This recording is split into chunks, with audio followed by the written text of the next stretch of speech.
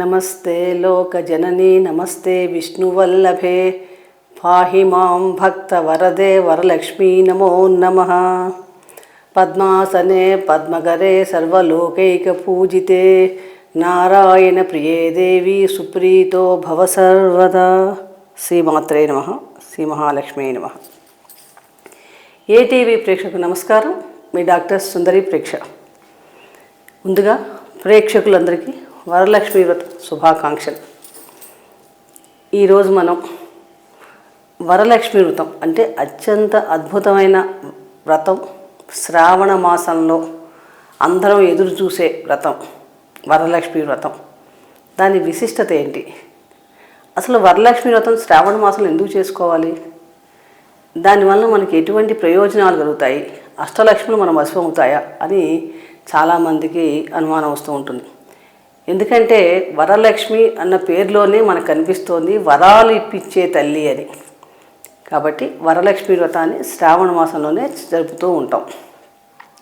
శ్రావణ మాసం అంటేనే అత్యంత శుభమాసం.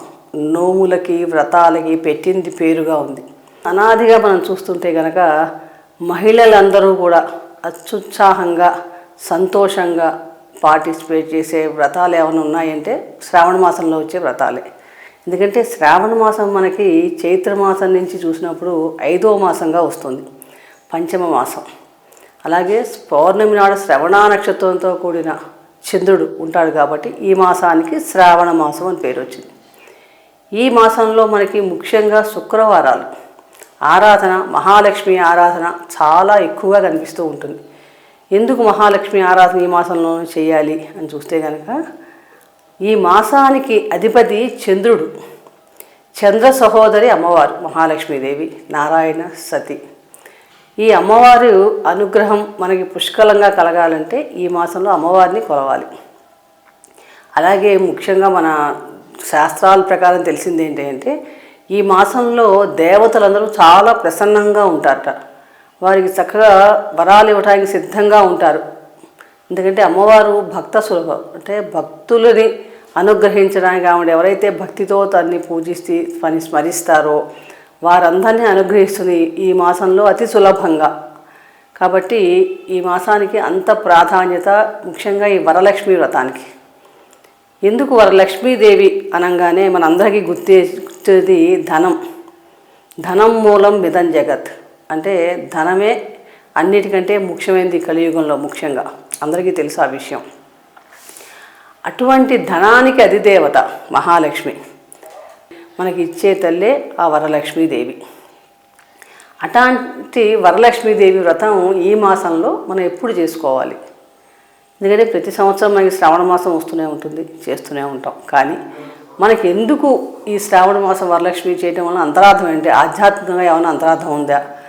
ఏంటి దీంట్లో ఉన్న విశేషం ఏంటి? ఎందుకంటే వ్రతం ఎలా చేయాలన్నది అందరికీ తెలిసిన విషయమే. సహజంగా మళ్ళీ మనం ఈ రూపంలో ఒకసారి స్మరించుకుందాం అమ్మవారిని.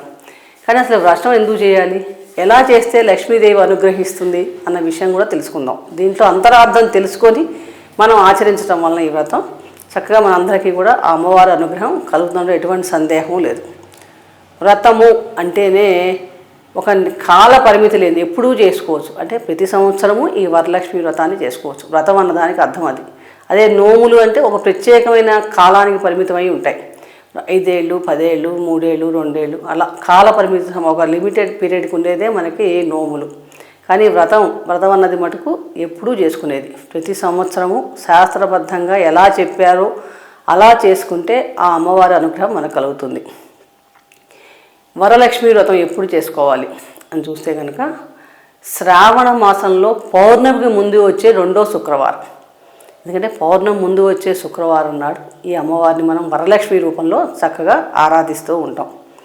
ఈ వరలక్ష్మి ఆరాధన చేయటం వలన సౌభాగ్యం, సంతానం, ఆయుష్, ఆరోగ్యం, ఐశ్వర్యం, సకల సంపదలు లభిస్తాయి. అంటే మనం ఏమి కోరుకుంటే అవన్నీ మనకి లభించడానికి అమ్మవారిని వరలక్ష్మి రూపంలో మనం ఆరాధిస్తూ ఉంటాం. ఈ వ్రతంలో మనం ఏం చేసుకోవాలి అని చూస్తే కనుక చక్కగా మండపారాధన చేసి శుక్రవారం పొద్దున తెల్లవారుజామున సూర్యోదయానికి ముందే బ్రాహ్మీ ముహూర్తంలో నిద్రలేచి చక్కగా స్నానం చేసి ఆ పూజా ద్రవ్యాలన్నీ చక్కగా సమర్చుకొని మనం ఆ అమ్మవారిని మండపారాధన చేసి కలశ రూపంలో ఆరాధన చేస్తాం, ఆవాహన చేసి షోడశ ఉపచారాలతో కూడా పూజిస్తాం. అసలు లక్ష్మీదేవి ఎక్కడ ఉంటుంది అని చూస్తే కనుక లక్ష్మీదేవి స్థానాలు మనకి 5 కనపడతాయి. ముఖ్యంగా బిల్వ వృక్షంలోను అదట్లో అమ్మవారు ఉంటుంది. అలాగే గోవు యొక్క పృష్ఠభాగంలో అమ్మవారు కొలువై ఉంటుంది. ఏనుగు కుంభస్థలంలో అమ్మవారు ఉంటుంది. అలాగే గృహిణి యొక్క సింధూరం, పాపిడి సింధూరంలో అమ్మవారు కొలువై ఉంటుంది. ఇలా అమ్మవారు ప్రతి చోట కూడా మనకి కనిపిస్తుంది. ప్రతి ఇంట్లో కూడా గృహలక్ష్మి రూపంలో గృహలక్ష్మి గృహే అదే ప్రతి ఇంట్లో ఉండే గృహంలో ఉండే లక్ష్మి అమ్మవారు కూడా అమ్మవారు గృహలక్ష్మి రూపంలో ఉంటుంది. ఇట్లా అమ్మవారు ప్రతి చోట మనకి కనిపిస్తూ ఉంటుంది. ఆమె ఉండాలంటే మన ఇంట్లో మనం ఎలా ఉండాలి? అమ్మవారు ఉండడానికి ముఖ్యమైన స్థానం శుచి, శుభ్రత, ఇంట్లో కలహాలు లేకుండా ఉండటం, చక్కగా ఇంటి ముందు చక్కగా శోభాయమానంగా రంగవిల్లులు దిద్ది తోరణాలు కట్టి కళకళలాడుతూ ఉండటం, ఇంట్లో అందరూ కూడా సఖ్యతగా ఉండటం, ఇలాంటివన్నీ ఎప్పుడు నవ్వుతూ ఉండటం, ఉదయాన్నే నిద్ర లేవటం, ఇలాంటివన్నీ అమ్మవారికి ఇష్టం. ఆమె ఉండాలంటే మనం అలాగ ప్రవర్తించాలి. అలా ఉన్నప్పుడే ఆ లక్ష్మీదేవి మన ఇంట్లో ఉంటుంది. ముఖ్యంగా ఈ శ్రావణ మాసంలో వచ్చే వరలక్ష్మీ వ్రతం రోజు అందరూ కూడా చక్కగా ఉదయాన్నే మహిళలందరూ కూడా తెల్లవారుజామున నిద్రలేచి కాలకృత్యాలు తీసుకొని స్నానం చేసి అమ్మవారి మండపాన్ని, అమ్మవారి అలంకరణ చక్కగా చేసుకోవాలి. ఈ అమ్మవారిని వరలక్ష్మి రూపంలో మనం ఆరాధిస్తామని చెప్పుకున్నాం కదా. అమ్మవారి పూజకి బంగారు ప్రతిమ కానీ, వెండి ప్రతిమ కానీ, మట్టితో చేసిన ప్రతిమైనా పనికొస్తుంది. అలాగే కలశం మీ శక్తిని బట్టి కలశం పెట్టుకోవచ్చు. వెండి కలశమా, బంగారు కలశమా, మట్టితో చేసిన కలశం కూడా పెట్టుకోవచ్చు. అలా మండపారాధన చేసి ఆ అమ్మవారిని చక్కగా శోభాయమానంగా రకరకాల నగలతోనూ, ఆభరణాలతోనూ, పుష్పమాలలతోనూ, సువర్ణ భరణాలతోనూ అలంకరించి అమ్మవారిని ఆవాహన చేసి చక్కగా అమ్మవారికి షోడశ ఉపచారాలతో పూజ చేసుకోవాలి. చేసుకున్నాక ఆ బ్రాహ్మణోత్మకి 9 రకాల నైవేద్యాలు చేసి నివేదన చేసి అమ్మవారికి బ్రాహ్మణుని కూడా వాయనం ఇవ్వటం కూడా మనకి ఈ వరలక్ష్మి వ్రతంలో కనిపిస్తుంది. ఈ వరలక్ష్మి వ్రతం అసలు ఎవరు చేశారు, దీనికి ఉన్న పురాణ గాథ ఏంటి అని చూస్తే కనుక మగధ దేశంలో కుండినం అనే ఒక పట్టణం ఉండేదిట. ఆ పట్టణంలో చారుమతి అనే ఒక బ్రాహ్మణ స్త్రీ ఉండేది. ఆమె ఎలా ఉండేది? చక్కగా తన కర్తవ్యాలు ఇంట్లో నిర్వర్తిస్తూ, ఇంట్లో ఉన్న అత్తమామల్ని, పెద్దల్ని గౌరవిస్తూ, భర్తకి అనుగుణంగా నడుచుకుంటూ, ఇంట్లో వారు ఉన్న అందరికీ కూడా అవసరాలని, కర్తవ్యాలని తీరుస్తూ, సమయానుకూలంగా అందరి మన్ననలను పొందుతూ వినయ విధేయతలతో ప్రవర్తించేదిట.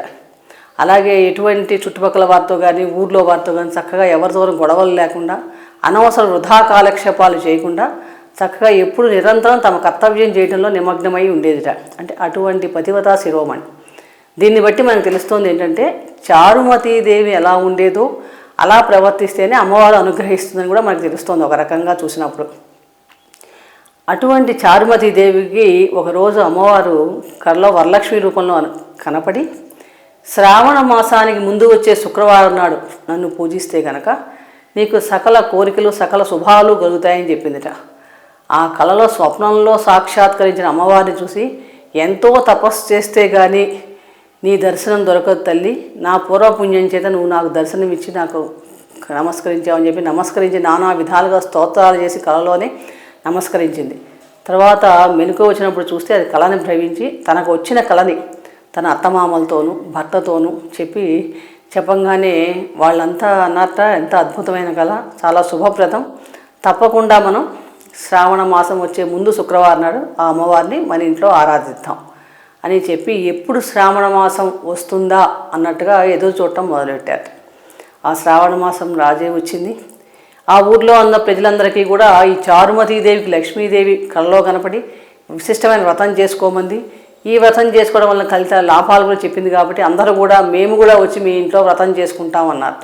అంటే వరలక్ష్మి వ్రతం అన్నది అందరూ కలిసి చేసుకోవచ్చు, మన ఇంట్లో కూడా చేసుకోవచ్చు అని కూడా మనకి ఈ కథ ద్వారా తెలుస్తోంది.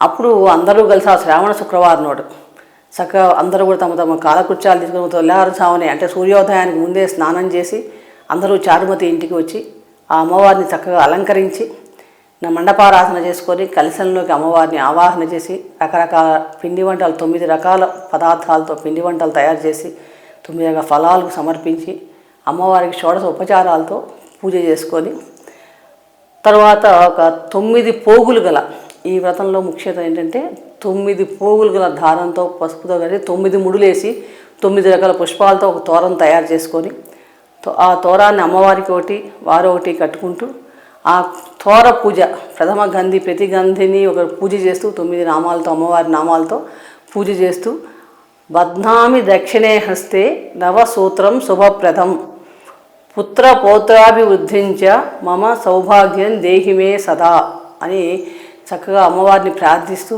ఆ తోరణాలందరూ కూడా ఒకరికొకరు చేతులకు కట్టుకొని అమ్మవారికి కూడా ఒకటి సమర్పించి ఆ పూజా విధానాన్ని ముగిస్తారు.